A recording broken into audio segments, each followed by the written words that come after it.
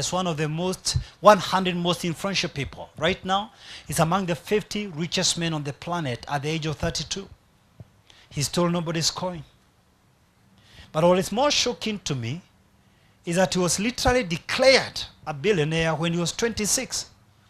Then I thought, could there be an unsung hero behind this story? I found there was. The young man, the brain behind Facebook, had an interest in computers at an early stage. When he was 12 years of age, to keep with his burgeoning interest in computers, his parents, Edward, who is a dentist, and Karen, who is a psychiatrist, they hired for him a computer wizard, David Newman, to coach the young lad at the age of 12. Later on, David Newman reported to some news guys that he couldn't keep up with the pace of the young prodigy. Today, these two guys, the parents of Mark, that is Edward and Karen, are the unsung heroes. We celebrate a billionaire not knowing the story behind it.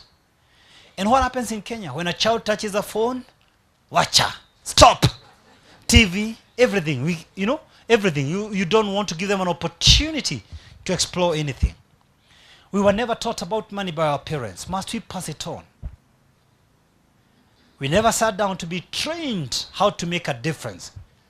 We were conditioned to work hard, to get good grades, to get a good job. Is that true? But you can do something different, like Mark's parents. Because I believe a child's brain is not just a vessel to be filled, but a fire to be kindled. Spoon feeding doesn't teach a child anything but the shape of the spoon.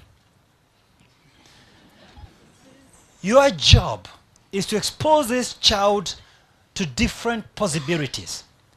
Let them go to the menu of life, but they select for themselves what they want. What I do with my children, when I learn they have a certain interest, we invest in that interest. By the time she was in class 4, my daughter was competing for her swimming. Very fairy. You identify a talent, you invest in it. And not just the child in your home, but even the children in your compound.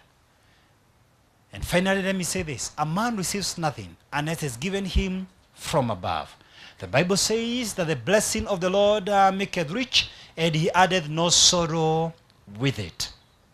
You know, there is a presidential veto power in Kenya and many other countries known as clemency. And a president or a state of government, a head of government or a head of state, there are some unique powers to release people who were incarcerated in prison. A story is told when President Moi decided to release a lifetime prisoner from a Kisii jail.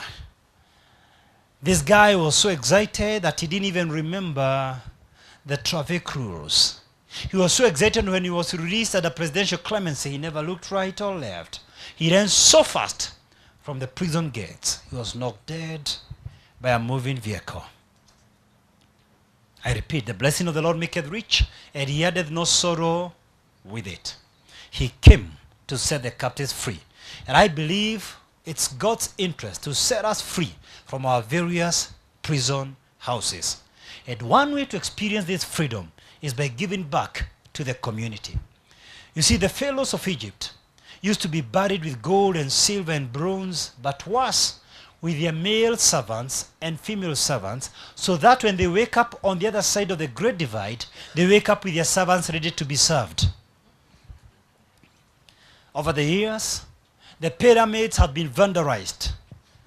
Precious commodities have been stolen. That's why, because Jesus knew about this behavior, he taught, store up your treasure where thieves cannot break and the moths cannot eat.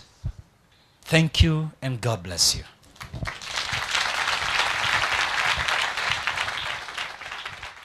Have you been blessed by this video? Please like and share with family, friends, and colleagues. Great people are either sources of light or they are mirrors that reflect the light. Be a channel of blessings to others. And hit the subscribe button to enjoy thousands of my videos free of charge.